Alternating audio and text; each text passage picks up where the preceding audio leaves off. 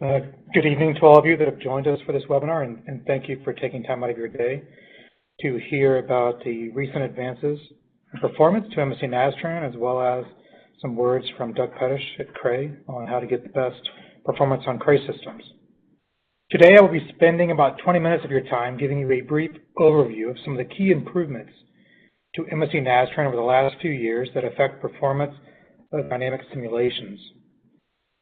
And as I just said, after that I will hand it over to Doug Pettish from Cray, who will discuss performance explicitly with respect to Cray systems. To start, I want to look at some changes that happened in MSC Nastran version 2012.2. In 2012.2, there was a new I/O caching strategy introduced. As everyone knows, I/O is a significant component of many large MSC Nastran dynamic simulations, and the improved buffer pooling implemented in 2012.2 has been able to noticeably reduce elapsed times. Additionally, for most large jobs, buffer does better than the existing scratch memory, or SMEM, and so is the preferred caching approach with today's Nastran. Determining how much memory to give to buffer pooling has always been a challenge to users, and so we introduced the mem equals max setting in 2012 versions and made it the default in 2013.0. Our idea behind this is to choose what we consider to be the best memory settings for open core, bpool, scratch mem, exec system for the user.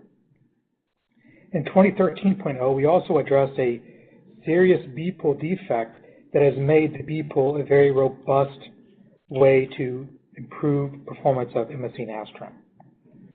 Changing topics slightly and looking at the ACMS algorithm, which is our fast and efficient eigensolver, we made changes in 2013.1 that yielded a 2x performance improvement for many large models. I'll cover these specific changes in later slides, but next I want to go to some more specifics about the bpool and mem equals max settings. To further describe bpool and mem equals max, we consider a simple case of a single serial job on one computer with a given total real memory. Nastran will grab a part of the overall system memory for the one Nastran process and then allocate part of that to bpool, part to open core, which is of course for the solver, and then part to the exec system and the scratch memory, etc. But for now, we want to just focus on the amounts that go to bpool and open core.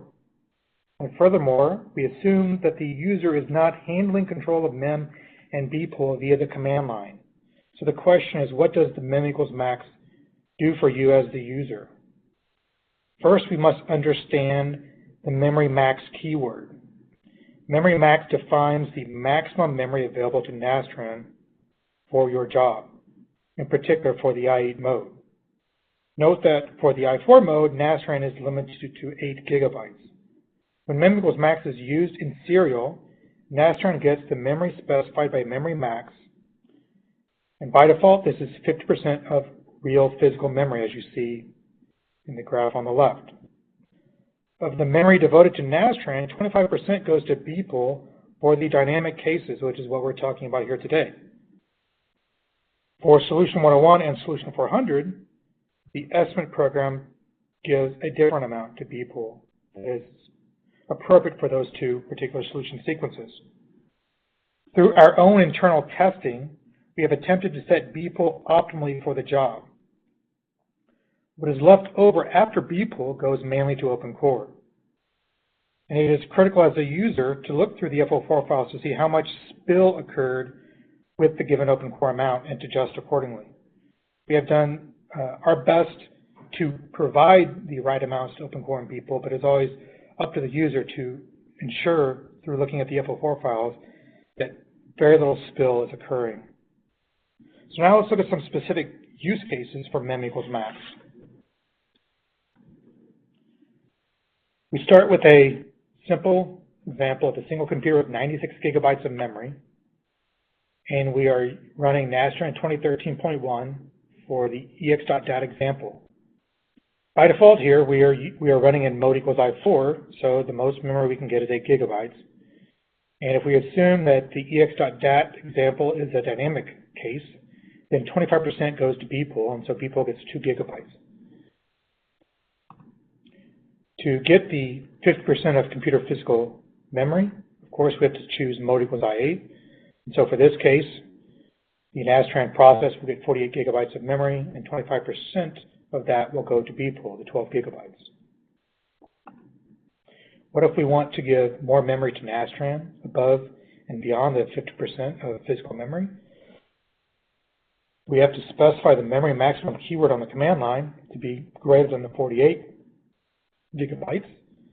And so we can say memory maximum equals 64 gigabytes. When we do that, Nastran gets the 64 gigabytes and bpool gets 25% of that. Again, we can override the bpool amounts by saying it explicitly as we do on the command line here. So in this case, we are giving bpool half of the total Nastran memory. And throughout this presentation, we will show you various cases where bpool is more or much less than open core.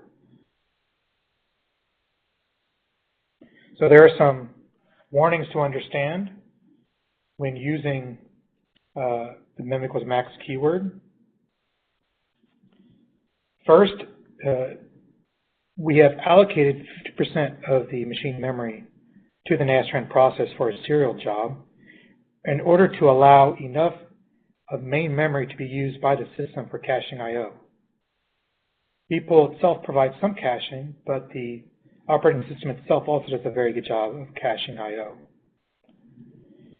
Modern operating systems do not immediately read or write files, but often use cache reads and writes, and that's why they want to make sure memory is available for this process.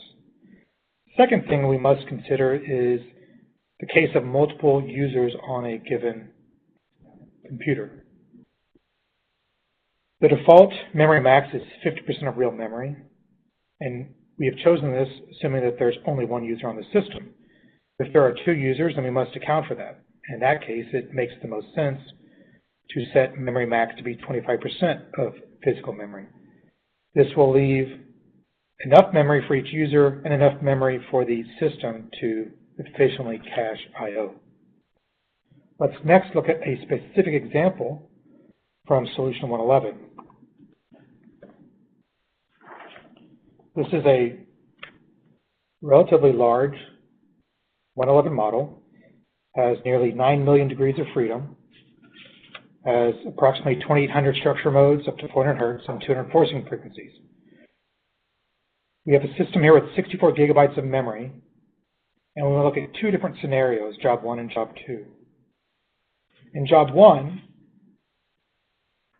we have 2 DMP processes. So let's consider the impact of mem equals max on DMP greater than 1. In past slides, we've only looked at the serial case. The case of DMP equals 2, with mem equals max, what you see is each process gets 16 gigabytes of memory. And the total amount of memory for the 2 processes together is 32 gigabytes, which is 50% of the system memory available. So just like in serial, a single serial process gets 50% of memory.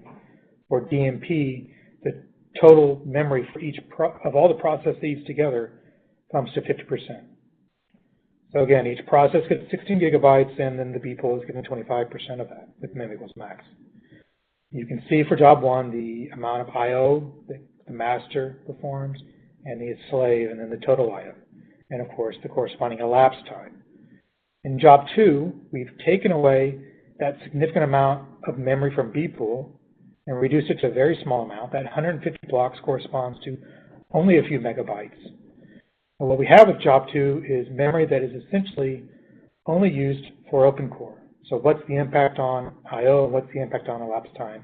Well, you can see for yourself. The master has a significant increase in the amount of I/O, and the slave does as well. The total I/O increases by a factor of almost 5. This is why it is critical to understand the impact of bpool on your jobs and to make sure through looking through your FO4 file that you're getting the right amount to bpool. This is why we've introduced and made default the mem equals max, to make sure all of our users are at least getting 25% of memory for B pool. So you can see here, we have a almost 20% reduction in performance by having no memory set aside for B pool. And Doug will show you later additional slides where we again point out the need to have enough memory given a B pool. So this is a solution 111 model, and for this particular run, we've made use of the ACMS algorithm in MSC Nastran. As I mentioned earlier, we had some key changes to the algorithm in 2013.1 that gave us a nearly 2x performance boost for many large models. So I want to describe to you today some of the changes that were made and to show you how those changes have impacted performance, to make sure that all of our users are using the most recent version of MSC Nastran, which gives this performance boost. Pre-2013.1, the ACMS algorithm was based on a level order traversal of the tree that makes up the ACMS algorithm. This level order traversal did not take full advantage of the buffer pool. Now, if we consider the master process in red, then we can really see the impact of the level order traversal algorithm, which I will describe now. Each circle corresponds to a leaf of the tree or simply a very small eigenvalue system within the ACMS algorithm. This is just a small part of the overall system. The final solution is found by solving for the node at 0. That gives you the complete eigensolve for the total system. Now, going back to the small eigensystem at 1, 2, and 3, pre-2013.1, we first solved the system at 1, then solved the system at 2, followed by 3 and 4. These were 4 subsequent small eigensolves using the Lanczos algorithm. Now, during the process of solving these small systems, the buffer pool gets filled up so that at system 3 or 4, there might be a significant amount of I/O. This is reading and writing to files that cannot be cached by a full buffer pool. After 1 and 2, however, we could construct a system for 17 below 1 and 2 and flush the buffer to free space on buffer pool to get better performance at solving 3 and 4. That's exactly what we did in 2013.1 with our post-order traversal algorithm. This is now the default option within ACMS. A user does not have to choose post-order traversal. This is what happens when you now use ACMS.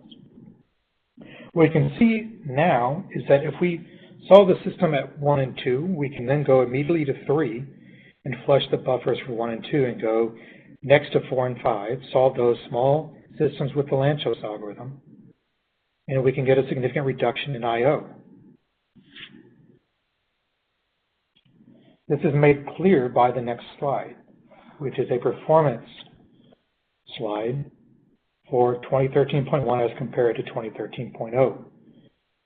Again, this is a solution of 111 model. There are over 7 million global degrees of freedom, 6 load cases, over 3,000 eigenvectors, and over 300 forcing frequencies.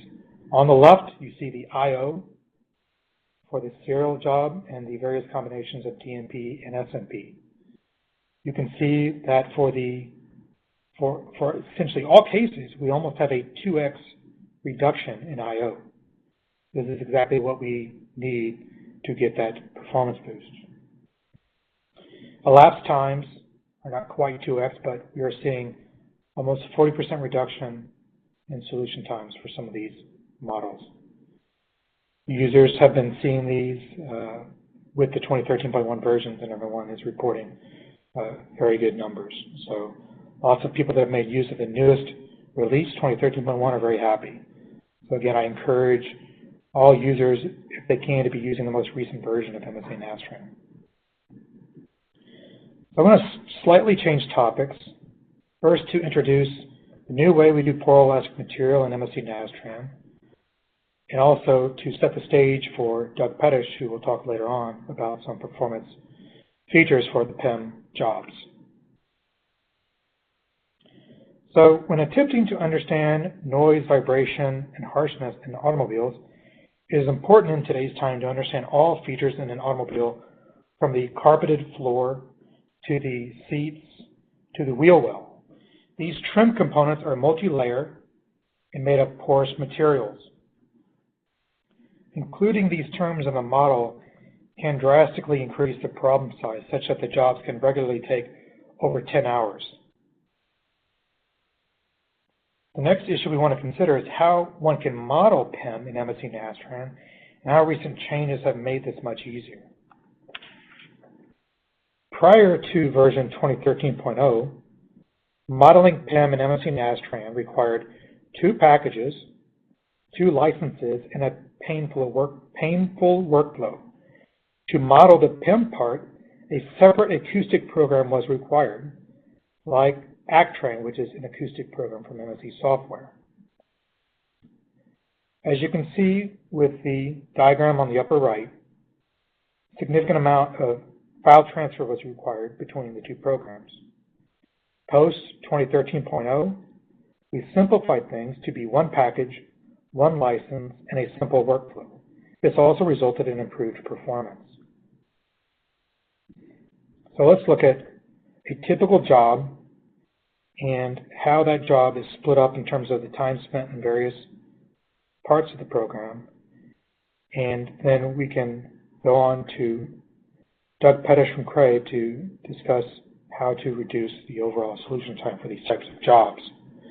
Here is an example of a typical simulation. These are 2 different run configurations, what I call run 1 and run 2. They're both well over 10 million degrees of freedom. You see they are combinations of DMP and SMP. First thing to note is the total simulation time nears 20 hours for all 4 of these configurations. The next thing to note is that ACMS is a significant part of the overall runtime. For these cases, it is 2 to 3 hours of total time for ACMS. And of course, this is using the most recent version of ACMS, so previous versions, this time would have been much higher. The next thing I want to consider is the acoustic solve.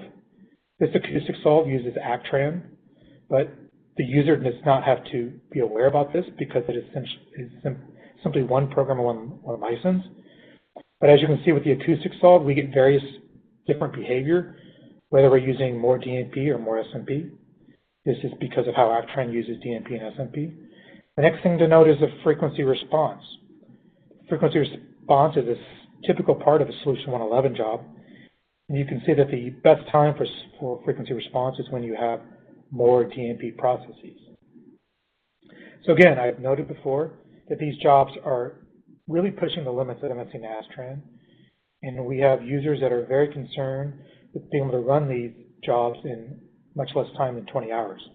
It's for this reason that we've been talking with Cray and talking with Doug in particular about ways to use Cray systems and ways to use SSDs and Lustre to reduce the overall simulation time. And that's why I'm glad to turn this over to Doug Pettish from Cray now, who will talk about performance of PEM in addition to performance of Solution 111 and Lanczos in general on Cray systems. Oh, thank you, Travis. As was mentioned, I'm Doug Pettish from Cray, and we'll be talking for the next 15 or 20 minutes about the specifics of different components of the computer systems that and how they affect the performance for MSC Nastran. Cray systems have evolved over the years, but currently are built with many nodes, many processors, and collection of collected in a high-speed network. And so I'll talk about some of the more important components, the processors, the memory, and the I/O devices. Parallel processing has been around for a long time, and Nastran has tried to make use of it in a number of different ways. Current processors have many cores and lots more than may be possible to effectively use for implicit algorithms like in MSC Nastran, but there are multiple ways that they can be used, and so we want to find the most efficient. The DMP, or distributed memory parallel approach, splits a model or the input file into pieces generally that run on separate processes. Each process then has its own amount of memory and its own set of scratch files. The advantage is that one job then could be split across multiple compute nodes in a cluster. The other way is the shared memory approach, where there's a single process where the different threads share the same memory to do the work in parallel and use a single set of scratch files. Of course, that's limited to a single compute node. Now, the effectiveness of the different approaches varies from module to module in MSC Nastran, as well as from model to model, depending on what type of elements or what type of analysis is asked for. And as you'll see, it's often the case that mixing both methods, a hybrid approach, gives the best performance.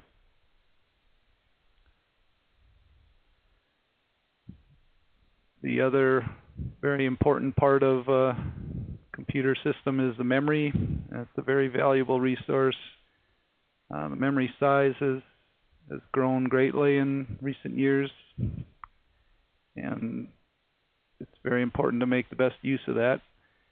So the main memory, as was already mentioned by Travis, is within MSC Nastran split into roughly two pieces.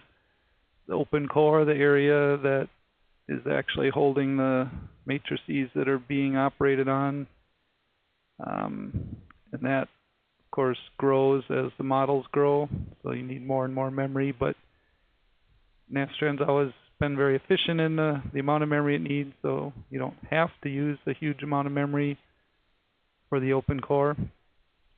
And in fact, certain modules can't really make much use of additional open core memory. So the other part, or the other way to use that memory, is as a buffer space for I/O, the buffer pool or B pool option that can greatly reduce the amount of I/O or the amount of data read and written to files to the operating system. And then finally, any memory not used by Nastran is available to the operating system, which may also use that space to buffer some of the data files before going out to disk. And in the case of Linux, which is very common operating system for this type of cluster system, it is quite good at making use of all that available free memory. But of course, there's a limit to it, and once you no longer fit in that memory, it gets to be important as to how you make use of the I/O devices.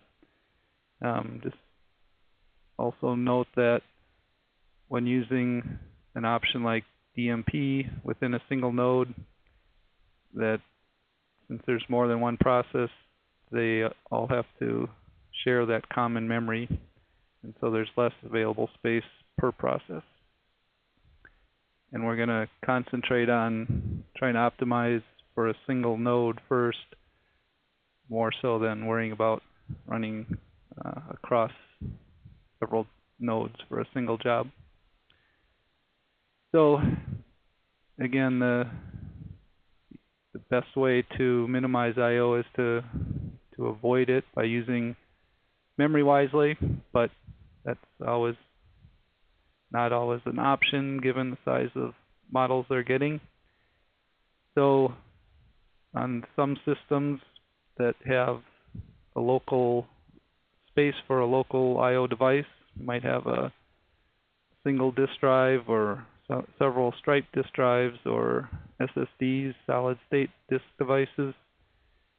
So we will show some examples of where single node has one or more of these devices on the node, but many Cray systems are very densely packaged to get as many processors as possible in a cabinet, so there's often not room for a local I/O device on each compute node. Many Cray systems use a parallel file system that can be scaled independently from the compute nodes. So you can add disks at a different ratio to the compute nodes. This can be a good advantage because each node can get access to more disks that way, but it can also be a bottleneck if too many nodes are trying to use this shared resource.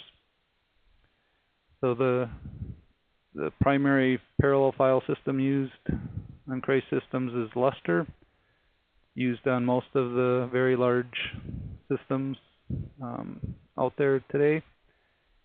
And we had identified several years ago a particular bug that affected Nastran, made it not as reliable as we'd like, and pushed to get that fixed. So that's fixed in Lustre version 2.5. So if you may have tried it in the past and had trouble with running MSC Nastran on Lustre, that hopefully should be fixed now. Just briefly, the Lustre file system consists of many independent sub-file systems called OSTs, or object storage targets, each of which is generally a RAID 6 disk array, which gives it resiliency and performance by striping the data over several disk drives. In addition, Lustre provides some other nice features, such as a monitoring tool that collects the amount of data transferred, both writes and reads, every 5 seconds. And it's stored in a database, so we can go back after a job's run and gather that data and look at it. And so this is an example from that particular Poroelastic Material model that Travis had just talked about. So over the runtime of 20 some hours, you can see that the profile changes as the different algorithms are used. Beginning is the Eigenvalue solution with ACMS. Then there's a long period, about 3 hours, where it has to generate all those eigenvectors, has to write them out, has to then run the acoustics code, ACTRAN, somewhere in the middle. Then it has to read that data, results back into Nastran, and then the last 3 hours or so are doing the force frequency response. So you can see that there's a wide variety of I/O that happens during a run like that, and the rates show how you can do hundreds of megabytes a second over many hours in order to transfer all the data needed in order to solve one of these large models. Next example, we'll now talk about some of the different ways to use parallelism in MSC Nastran frequency response job. This particular model is kind of common these days, 6 million degrees of freedom, solution 111 with ACMS, so most of the work is finding the eigenvalues, eigenvectors with this substructuring that Travis talked about. Running it on a single processor, single CPU, might take about 2 hours, but then there's using the different types of parallelism can be reduced down to under an hour. Using a single node of a Cray XC30 machine. It has 64 gigabytes of memory. The scratch files are bigger than that memory, 90 gigabytes, and it does 300 some gigabytes of data transfer, but it's fairly efficient on this node because ACMS works on all these small pieces which can be fairly effectively buffered in memory. As you probably know, that there is some cost associated with running in parallel. There's extra license tokens required to run either DMP or SMP, but for this example, can show that because the improvement in performance is fairly good in this example, the actual cost in terms of token hours is less when running in parallel. So you can both run faster and cheaper, which is always a good combination for users. Now if we take that model and add the PEM calculations, the poroelastic material was already in the model, but if we turn on the additional calculations, you can see that it increases the CPU and I/O demand significantly. So this model is still about 6 million degrees of freedom, but instead of 1 or 2 hours, now it takes kind of 5 to 9 hours running on a single node of a different type of Cray system, CS300, that has a little more memory, 128 gigabytes of memory again, just running on a single node. So if we look on the left side, and this node just has one single disk, but lots of memory, so it's able to, with buffer pools, so on, cache quite a bit of the data. Now you can see a rough breakdown of the different algorithm steps, the eigenvalue solution at the beginning, the Actran in the middle, and then the force frequency response at the end. And parallelism gives you some advantage there. Now, if in this case, being that the data is bigger, running at DMP4 means that there's 4 separate processes, each of which have its own scratch files and takes its own memory. And if you run that on a single local disk, it actually takes longer than running at shared memory parallel on, say, 16 processors. And then in this case, then it's better to, or necessary to, have faster I/O system. For example, a local SSD, which is much better at the random I/Os required for by having several jobs running at the same time, or say a Lustre file system, which again has many more disks and lets the different files reside on different disks so they don't interfere with each other. And that way, having better I/O system allows for faster, to take advantage of the DMP option. Next, we'll talk about the Lanczos eigenvalue method without ACMS. This is a very intensive, I/O intensive algorithm that's been in Nastran a long time. Generally, the DMP approach does not work very well, but you may be able to get some shared memory parallelism out of it. In MSC Nastran, this algorithm is still often used for models with relatively few modes. So like this example, which is 19 million degrees of freedom, shell element model, but only finding the first 10 modes, so it only requires one decomposition. But that creates a fairly large factored matrix, 68 gigabytes, which has to be read forward and backward 9 times. That accounts for most of the I/O. A total of about 1,400 gigabytes of I/O and 125 gigabytes of actual files.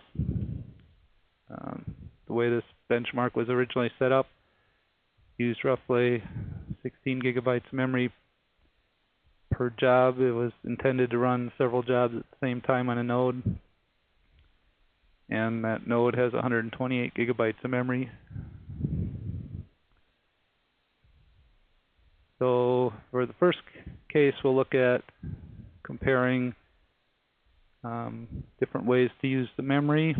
If we were only going to run one copy of this job serially on a single processor, then if you're aware of it and have looked at the FO4 file to see how big this factored matrix is and realize that that's most of the I/O, you also realize it's bigger than half of your memory. So the default way that Travis talked about, how memory is split up between OpenCore and bpool, is helpful, but it's not as helpful as you can be.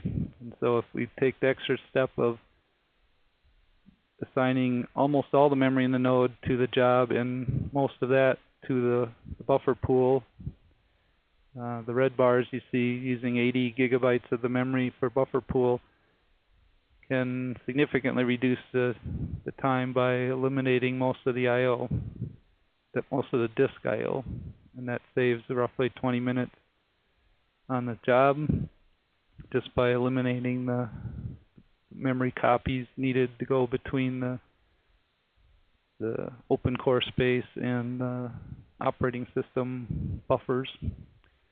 And that allows for quite efficient solution time and an advantage from running in parallel with SMP equal 4. So that's for a single job running on the node. But then if we go to looking at running multiple jobs on the node, this is where the different types of I/O devices become more important. So we talked briefly about SSDs before. There's actually several different types. There's SSD form factors that fit in a disk slot, either a SATA or a SAS disk slot, but they're limited to the SATA or SAS bandwidth of a few hundred megabytes a second. There are also flash memory devices, SSD devices, that can plug into a PCI slot, where a single device can get about 1 gigabyte a second.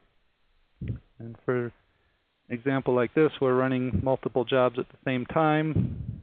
You can see that that PCI device gives by far the best throughput, running 4 jobs in not much more time than running one job, whereas the SATA SSD degradation is bigger and the device wasn't big enough even to run 4 copies.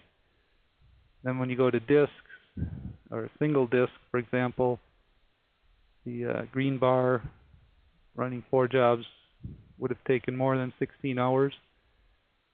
That's really not practical for such an I/O intensive task, because when running 2 or 4 copies, you're actually doing more than 2 or 4 times as much disk I/O as running a single job, because the available memory for the system buffers and bpool has shrunk per job when running multiple jobs on a node. And finally, Lustre, somewhere in between, because it has multiple parallel files or parallel disks, the degradation is not nearly as bad as for a single disk, but still, due to the reduced memory per job available for buffering, there's still some degradation.